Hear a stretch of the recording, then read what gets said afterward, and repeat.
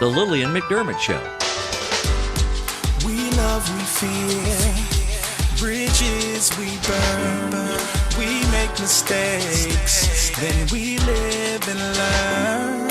When life gets tough, and it seems like your best ain't good enough. If you're in need of hope, you know where I'll be right here, right here.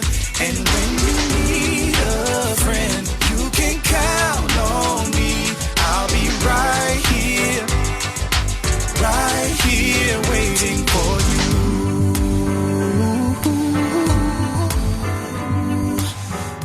This is the place you can always turn to when you need a friend. The Lillian McDermott Show. To reach out to Lillian, visit her on the web at WhenYouNeedaFriend.com. Now let's all learn together. Here's Lillian McDermott. Hello, my listening and viewing friend. It's so nice we can meet each other on the air on this beautiful best day ever. And for those of you who are new to the classroom, please know I've been waiting for you. This is a safe place where you can go to when you need a friend. It is my commitment to provide alternative ways to heal, and it is my mission to make awareness, responsibility, and truth a part of our everyday life. And I hope you, my listening, as well as my viewing friend, will feel empowered to embrace a new truth and live the life of your dreams. Now, today I'm going to ask you the question, have you ever felt this desire to do something and perhaps maybe just don't know how to get there? Maybe this desire has been planted in you, maybe from childhood, and now you're an adult and you just don't know how to get there. Well, today's teacher, Koedi Nealy, had a desire planted in her heart from a very young age, but she was able to make these goals happen. You know, even at the age of 17, she is still making a difference. And so she is making a difference one penny at a time and with Grace Ministry. And so since this is our sole purpose in life, to give and receive love and knowledge, I am so grateful that Koedi Nealy is here to do just that. And so thank you so much. I am really appreciated that you are here. Yes, of course. Thank you. I'm super excited to get started. Yes, absolutely. So share a little bit about your background and just let's start with your background and what led you to this passion of yours. Yeah, so when I was about 7 years old, I didn't understand the concept of homelessness. I didn't understand what people had done that was so wrong or why people just wouldn't help them. I remember riding in my mom's car on the way to school. And I remember seeing homeless people on the side of the road, and I just didn't understand why they were there and why I got to go home to a warm bed, but they couldn't. And I also remember around the same time seeing pennies on the side of the road and in the street and in parking lots. And I didn't understand why people didn't really pick those up either. It seemed that people thought that they were of less value than other coins and money. And that would just really frustrate me because they were bright and shiny. So of course they catch my eye, and 1 cent to a 7-year-old is a lot. And I just didn't understand it. And I really just felt like God started showing me the connection between pennies and people.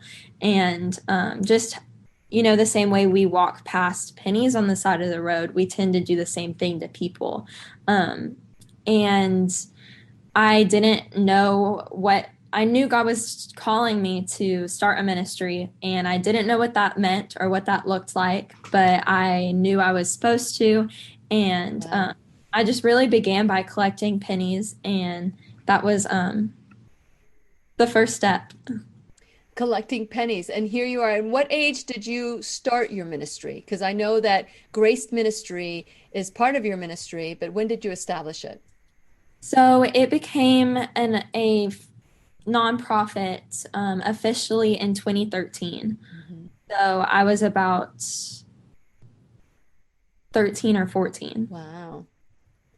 And I'm sure you had your parents' support to do something like this, because that I have a 501c3, and it required a lot of action on our part. So I'm sure you have a strong supportive team with your parents too.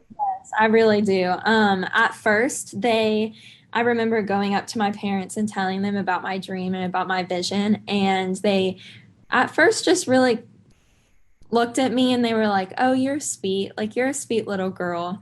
Um, and that was pretty much it. And it took after many, many years of me telling them that this is what we're supposed to do. And like, I remember one day I told my mom, I said, God's given me this vision and this mission, and He's also given you to me and like me to you. And as my mom, you should help me with this. And because you're not, you're sinning. And, and, Wow. and that was really when they were like, okay, you're serious about this. So Wow. Yeah. Talk about speaking your truth. There are people that are in their 70s or 80s, they don't know how to speak their truth. So let's talk about that moment that you see somebody underneath a bridge. Now, okay, so for those of you who are watching, not only is she the founder of her ministry, Grace Ministry, she also has written a book. She's an author as well. It's a children's book, but this is the first book I read cover to cover this year twice. So, so I encourage you to read this book. With this book, how close is your story to the little girl, Gracie? yeah, it's exactly my story. I wanted to put my story into a children's book form just to teach other kids that they're not too young to make a difference, and if they have those dreams and those desires, that they should get the help and and just speak what they're thinking and use that for God's glory. Very good. So, as I was reading the book, I thought, there was a lot of support from your family, but where I just really love that connection between the pennies and the people. And so here you are in your car, you see people under a bridge, right? You see a child under a bridge. And that caught your eye. But how do you know that they're not just sitting there having a picnic? How did you know they were actually homeless? How did you learn the word homeless and what that meant at that moment? What age were you? Yeah, so I think I was like 8 or 9. And I didn't understand it fully, but I knew they were homeless. I feel like my parents we talked about that, and they introduced me to what that even meant. And my heart just broke for them. And I just I couldn't understand why, because I didn't understand. I had such a supportive family, and I knew that if I was ever in a bad situation, that my parents would just help me. And I had grandparents who loved me and aunts and uncles who loved me. So I just didn't really understand it, but I knew what it was. And as a child, I'm sure that even though you understood it, you probably didn't even you couldn't fathom what the depth of it. How sometimes we in our brain, we know what this means, but in our heart, it's too painful for us to even go there. Does that make sense? Yes, exactly. So as you are becoming aware, then what makes that next step happen? Because according to this book, you took all your pennies and started doing things with it. So let's talk about that. So I really just began first by collecting pennies and telling my teachers and classmates to collect pennies. I remember I'd come to school and there'd just be bags of pennies sitting on my desk or in my locker. And my next step is that I went to the elementary principal and at the time, and I just told her my heart and my vision. And I said, I want to do something, but don't know what, and can you help me? And so what we did was we set up the lunchroom to where all the students could come and make homeless packs. We now call them graced packs. And this just has like a water bottle, a few snacks, some shampoo and conditioner, just like little everyday essentials that we don't really think that people need, but really they do, and it makes a difference. And we just packed those, and that was kind of the first step into the next couple years. And so who was the first one you gave a grace pack to? Mhm. So I remember I based it off of the story in the Pennies from Heaven book, and it was of a mom and dad with a little boy, and they were under a bridge, and I just remember it was on the way to church one Sunday, and I just remember having that in my car, and I just asked my mom. I told her, we have this and I really feel like we need to. And I remember we were running late to church. So my mom was like, oh, I don't know, Koedi. And I was like, no, mom, like we have to. Jesus is telling me. Um, and so, yeah, that was the first time I ever handed out a grace pack. Yeah, you weren't late to church. That is church. Church is doing the community stuff. That's to me, that's church. Right. So for us to think that church is a building is just delusional. Right. Church is what you just did, and going out there and sharing that package because you knew that that was more important than going into a church where you're safe and everything is all good. Now, I'm not saying everybody should just stop what they're doing and go to a homeless, under a bridge and do that, but unless you're being called, but always be safe. And you didn't do this by yourself. Your parents were with you, right? Right. Yes, of course. Yeah. Yes. So at that moment, how did you feel? Was that confirmation for you that this is what you needed to do? It was. I just remember feeling like sort of, I don't know how to explain it, but like a sense of peace. Um, and I just knew that, that's what I was called to do in my life. And I wanted to um, just spend my life helping and, making it, creating a difference and a change for those people. Yeah. That's called a calling. It's like when if for those of you who are watching today and you have this desire that you just it's unquenchable. You've just got to get it done. That's called the calling. And unless you're called, you don't realize how strong that desire is. And so I feel that the classroom is a calling of mine. And it's like you just got to get this information out. You got to do whatever it is that you're being called to do without thinking, without any question. You just do it. It's called obedience. It's called obedience. And so, well done that you are being obedient. So now you give this, now you're feeling a sense of peace. Some people would say, okay, I'm done, but you weren't done. So Yeah. let's continue with that journey. Yeah. So after that, I remember telling my mom that, this is something I want to do for the rest of my life. And the next step is that I wanted to make it legal. And so I remember meeting with a lawyer, and I remember not being nervous. I was just excited to share my story and excited to get this going. Mhm. Um, yeah, and so then it became official. And I remember he told me that the first thing I needed to do was create a board of directors. And I had no idea what that meant. But he advised me to get a group of people who I trusted and who knew me and knew my heart and would help me create the best version of Grace. Very good. And that was easy for you, or was it hard? I remember just God placed the people in my life that He wanted to be a part of the beginning. I remember just telling my mom, I think Linda Hill needs to be a part of this, and just different people just kept on popping into my head. Wow. Wow. What grace. What grace. And Grace is your middle name, right? Yes, it is. Yeah. So how appropriate. So bringing snacks or water or whatever to somebody is nice. But what is that exchange that you have with that person? What is that exchange like? What do you talk to them about? Yeah, so I know these grace packs aren't really going to make them not homeless or really change their lives physically.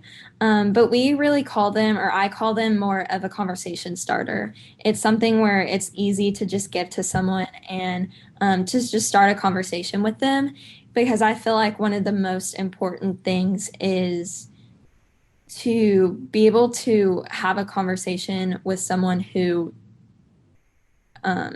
just, I don't know, that's just kind of how we get started. And they feel loved and feel known just by us talking to them about their day or how their week has been.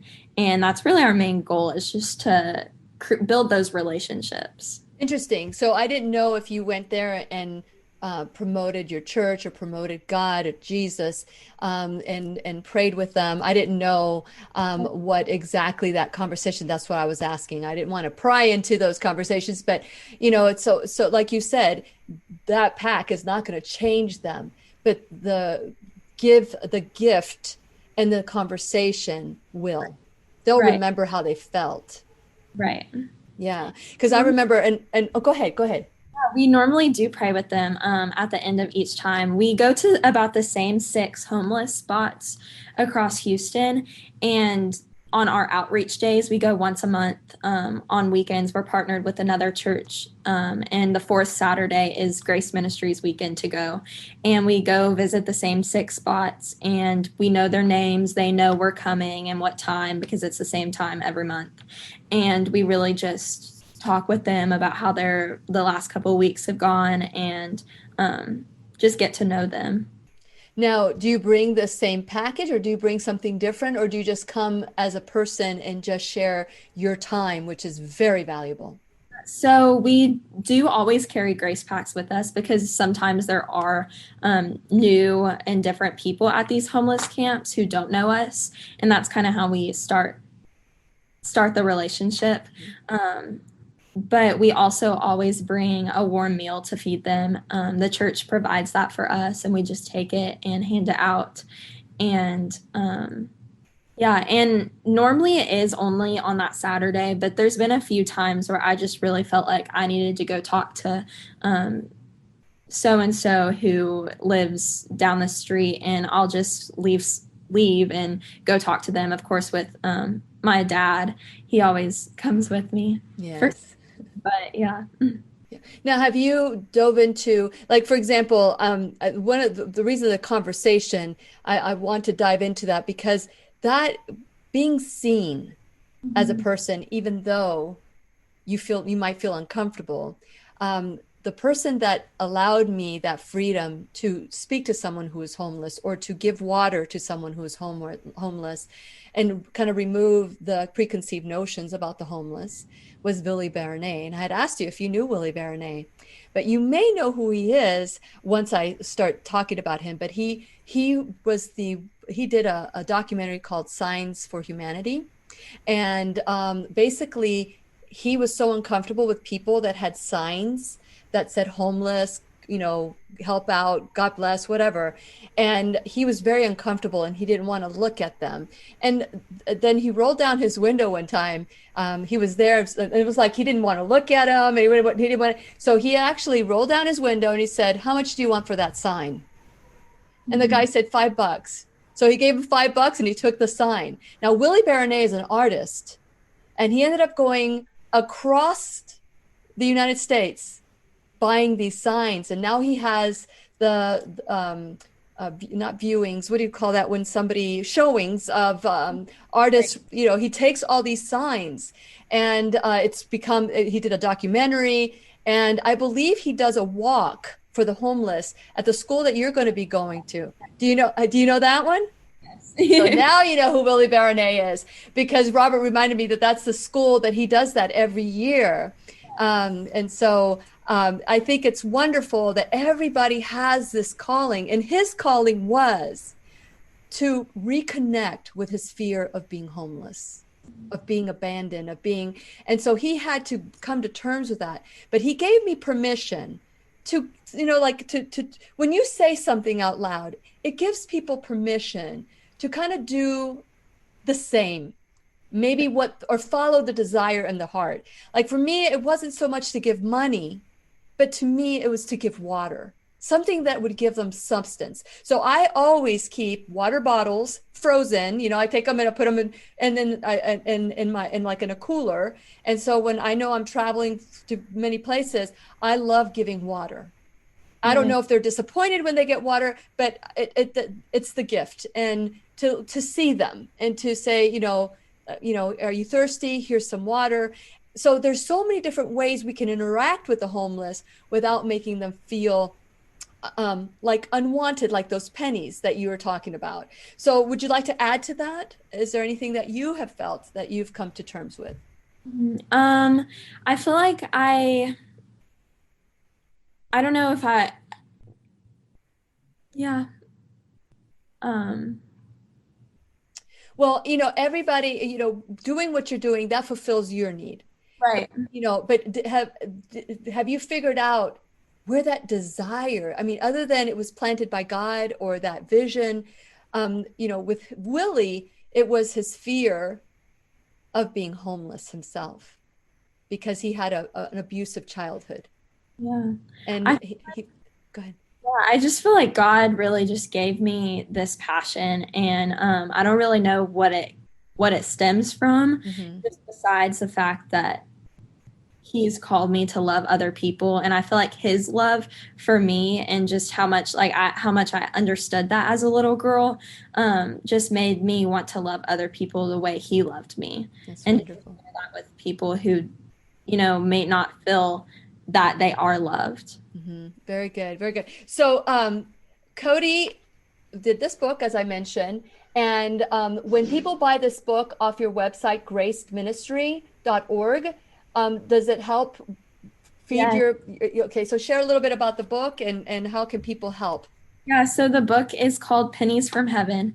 It's about a little girl named Gracie. And like I said, it's just my true story of when I was a little girl, and just kind of how my thought process and how the beginnings of Grace Ministry began. And you can buy it on my website, gracedministry.org. And the money does go towards, you know, our mission, which is to just love on people and care for the homeless people. And we have an ambassador team who creates and makes those grace packs that we send out on the weekends. Yeah. Willie, one of the things Willie told me is that one time they did a drive, and they started giving socks Mhm. to people, to the homeless. Yeah. And the he said that it made them feel like $1 million, like having a new pair of socks, something as simple as that. So if somebody wants to just have a bunch of socks in their, there's so many different ways. How are other ways that you've learned? What have you learned about the homeless since you've started, other than, give them, make them feel loved? Have you read statistics? Have that continue to motivate you? Yeah, so I do have a few statistics, and this is for the Houston area Hmm. just itself. In 2020, there was over 30,000 people that accessed some type of homeless service Wow. just in Houston. And there's about 4,000 at any given moment people living on the streets in Houston. Wow. And that's just the ones that are documented. Like we don't even know about, the undocumented people. I know that there's veterans, there's families, young people. I recently met a girl who was literally 17, who was homeless and living in her car. And 21,600 people have been placed in housing since 2012, Wow. um, which is just crazy. And so that just shows some of the numbers, and that's just for Houston. Um, Yeah. What Worldwide.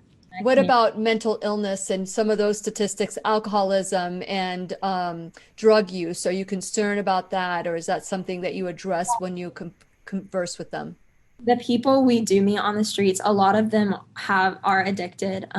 That's like the number one cause of homelessness is just addiction and alcohol.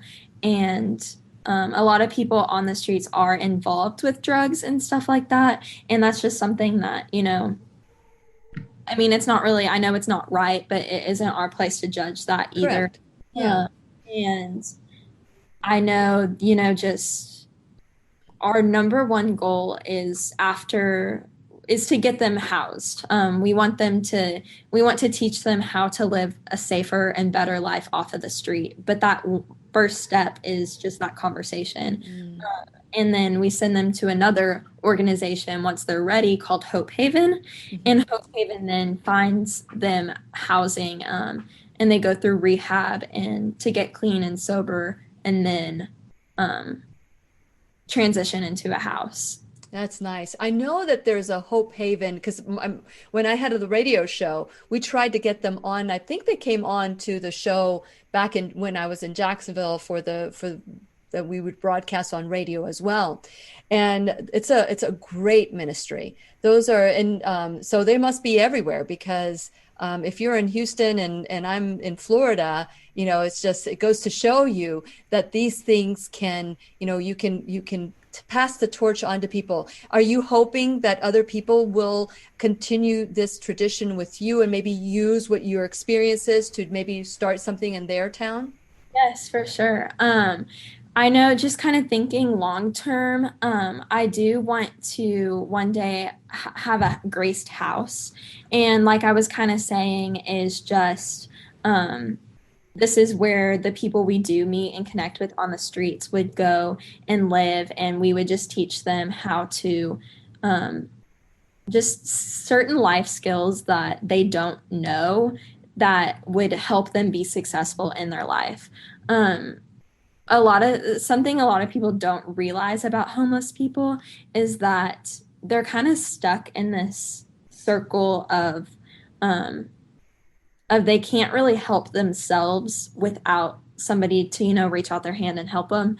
Because one of the first things you need for a job is you need a driver's license.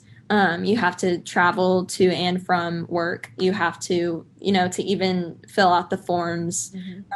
You need a driver's license, and you can't have a driver's license without an address, and you can't have an address without a place to stay. And they're stuck in this circle. And I know a lot of people are like, well, why don't they just get a job, and make money? Well, they can't really. And so that our Graced House would just help provide them an address and a place to get their checks and things like that, so that they can start to create a better life for themselves. Yeah, there's a sharing center in Brevard County, and they have that where they help them with writing a resume. They also have an address that they can use, like a box that they could use for their address. Something as simple as that.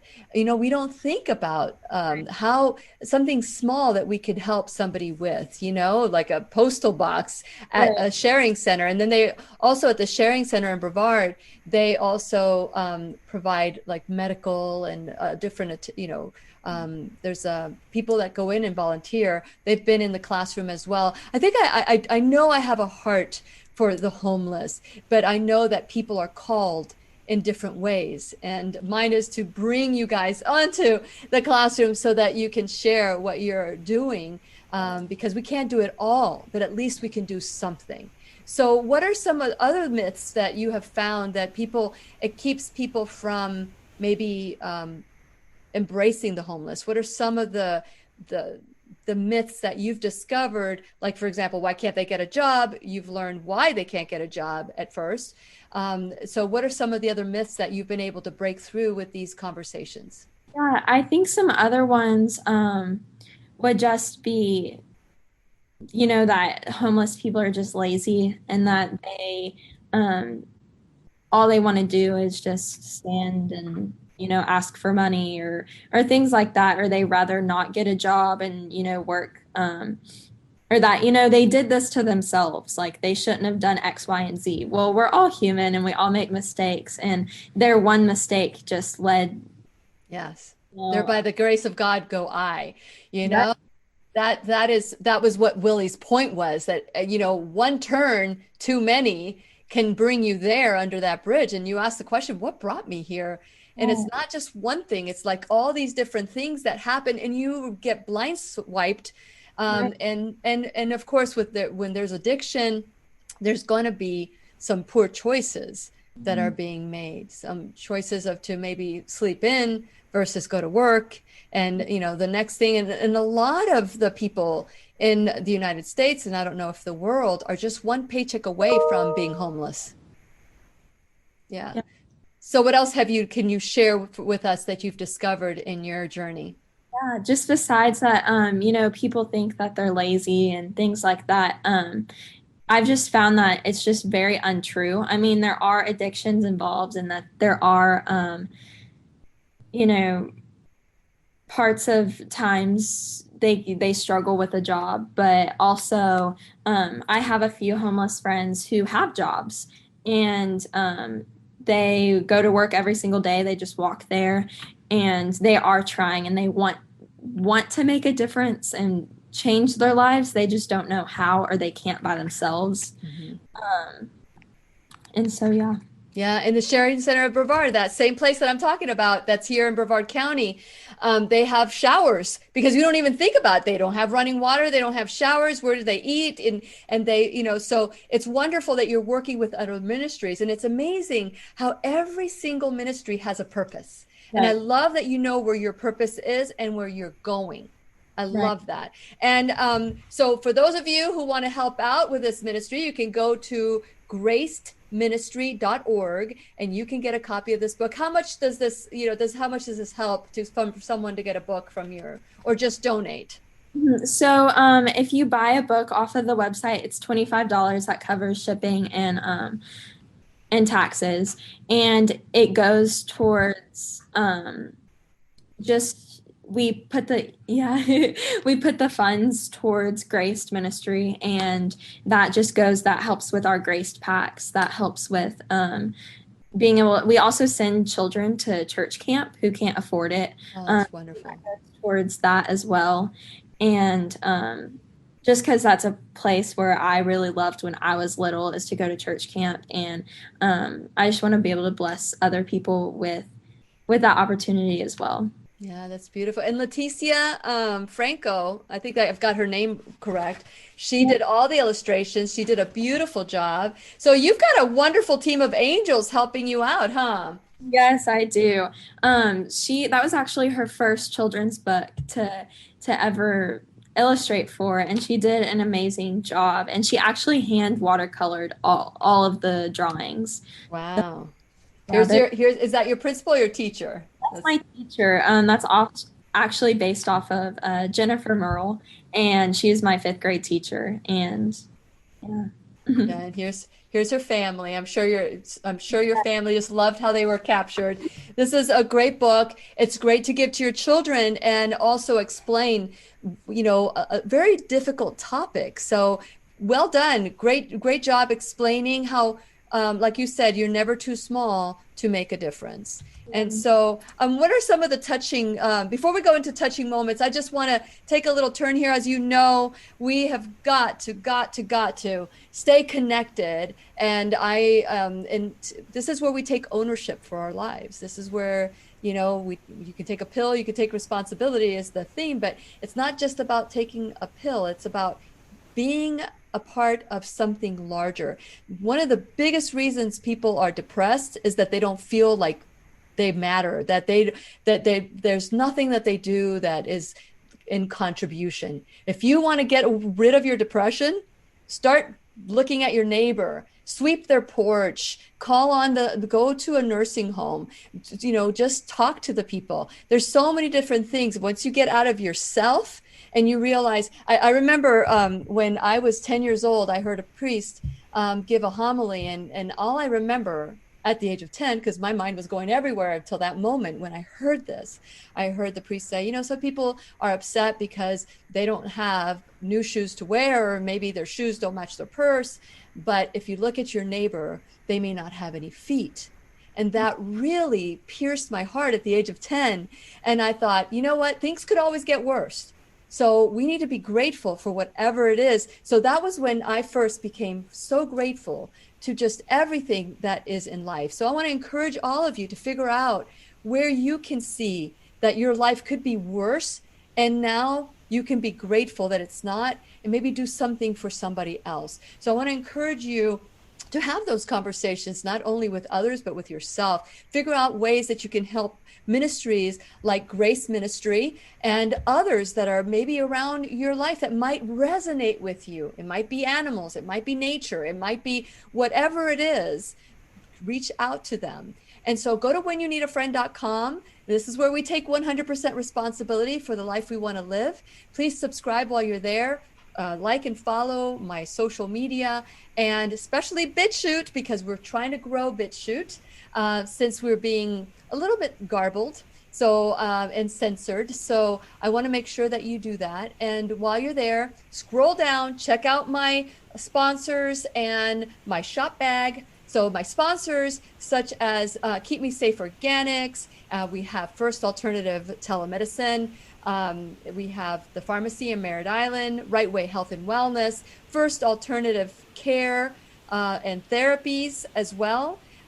We have Brain Tap, which we talked about yesterday, and B3 Sciences. So there's so many different ways that you can support my sponsors for supporting the classroom. So figure it out. And also you can become an enrolled student, just like you can become an enrolled student for Grace Ministries. So you can donate, whether it's $1 or $1,000 a month. I want to encourage you to help grow my classroom, help grow their ministry as well.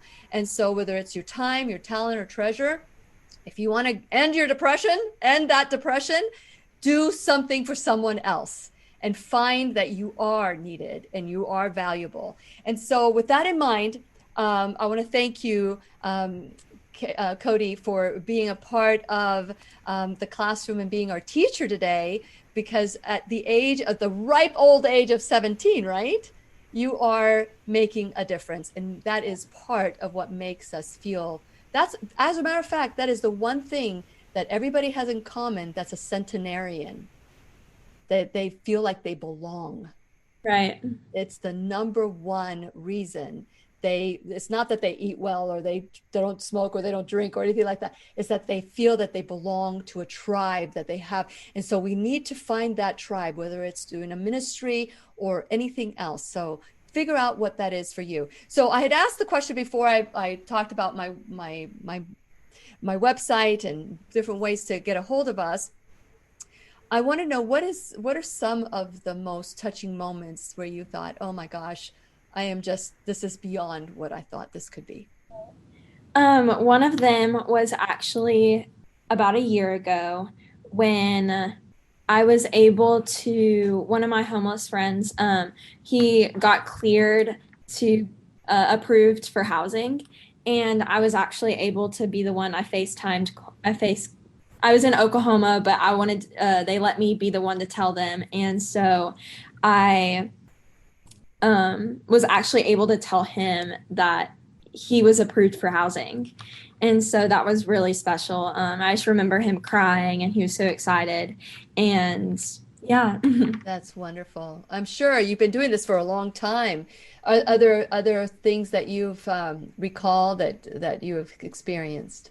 Yeah. And then another one is actually a little girl had the opportunity to dress up at school, and she had a book and she dressed up as Gracie. So that was just so sweet. Oh my goodness. Carried a bag of pennies with her around school all day. And so that was just really sweet to see her, to see that I made a difference in her life and impacted her. Very good. Very good. So we have a question. Let me see. So you guys know that if you have a question, type in a Q and type the question afterwards, because we're not going to do the teacher's pet corner today. So we're going to stop because I'm going to be visiting my parents today because we're going away for the weekend and I won't be able to see them this weekend. So we have a question from Practical Daily Living. She says, do you know how to help a family member locate a homeless family member? That's a great question. Help a family member locate a homeless family member. Yes. If we do, actually, this just happened a couple weeks ago. A man wanted to get in touch with his family in, I don't remember what state it was. It was from a while ago, and they had the phone number. So we can do that if they know their phone number, and we can tell them, that we know where they are and get them in contact with them. So if one person knows of another person, then yes, we're absolutely able to. But is there like a center that can do a search? Because if somebody has a phone and somebody knows the phone number, they can call them, right? But if they're not answering the phone because maybe they just feel ashamed. I mean, I'm sure that there's a lot of emotions that they're dealing with at when they're homeless. Honestly, I'm not for sure about that one. I'm sure there are. I know just whenever we have come, we haven't really had a lot of Of that request? that request. Just the ones that we have been super basic, and they don't have a phone, but they knew their mom's phone number, and so we were able to get him in touch with her. Um, so That's yeah. awesome. That's awesome. So I hope that helps. I'm sure in the state of Florida, there's something called 211. It's a number. I don't know if you guys have that in Texas, but 211 gives all sorts of resources for people. And I'm sure that, and maybe you're being called to start something like that. You never know. It's like, how do you contact somebody? Are there like private investigators that will go searching for somebody? I don't know. I have no idea. That's a good question. And maybe somebody's being called to create something like that. Isn't it interesting how something as simple as creating a gift pack and conversing with somebody makes such a huge difference. Now, how can we help your ministry? Yeah, so I'd love for people to just partner with us. I do have an ambassador program where we have right now about 60 students involved, ages 7 through 27 through college, who just represent Grace, and they collect pennies. And we have different ambassador groups for local ambassadors where we pack these Grace packs and go out on the streets and give them to people, and just other small things like that. And they also help run we had a gala in 2020, which was amazing, and they helped run that, and just certain things like that. Hmm. And so, how do you become an ambassador? So on my website, there's an application, and it's just a couple questions just for us to get to know you. And that's really all it takes, is just to send that in to the email that's on my website. It's super simple and super easy, and that's a great way to get involved and to just really learn more about what Grace Ministry is and what we do. Very good, very good. So, when you are out there, or when people are looking at a homeless person, or trying to avoid looking at a homeless person, what are some of the tips that you can give people to just see them as human, see them as hurting with compassion? I think one of the things that, I tell my friends is just because, not all my friends really understand why I do what I do. But I just tell them to think about what you struggle with. And we all struggle with something. And we all, we're not perfect. We're human. So we do sin. And just think about that, and think about how you would feel if, that one thing, changed the rest of your life and created so much tension and so much shame that you know your family's quit talking to you, or your just certain things like that. And that just kind of puts it into perspective for them. And just remember that they're human, and that they have real life stories and certain things that they struggle with and deal with that we can't even imagine, and that it's really not our place to. Yeah, yeah. And if somebody is at that point where they're fearful, because I always say, and we've discovered that what we focus on manifests itself. So if we don't want to be homeless, we'll do everything. The brain doesn't know the difference between do or don't, fact or fiction. And so all it knows and all it registers is homeless, be homeless. If you say don't be homeless, the brain only registers be homeless, and that fear becomes your reality. And so, what advice would you have to somebody that is fearful, that perhaps they're almost to that point where they might be homeless? Do you do any interventions? Do you know of any organizations that might be able to do interventions for people so that they can remain in their home and find a different place to live in? Do you know of anything like that? At that point, if we were to come into contact with someone who is requesting that, we would send them to Hope Haven. the nonprofit that Grace is partnered with, and they have those resources where we're just not financially stable enough to do that yet, but eventually we will be. And Hope Haven will just, they have those connections and resources to help those people. Yeah, absolutely. So I know that your next step is college.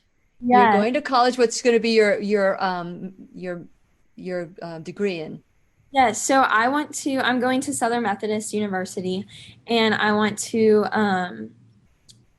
major in business administration, with an emphasis on entrepreneurship, and then minor in nonprofit, or I'm not for sure yet completely on that, but I just want to really just grow Grace Ministry and learn how to, um, run a successful nonprofit, and just so that we can impact and help more people. Very good, very good. And I know if you want to, I can introduce you to Willie Baronet, Yes, who has done some great things, some great things. It's great to partner up. I mean, have you found that by partnering up, because one person alone, it's hard for one person to do something, but when you join forces with people, or when you have this commonality and like-mindedness, you can do all things. You can yes, do for all sure. great things. Yeah.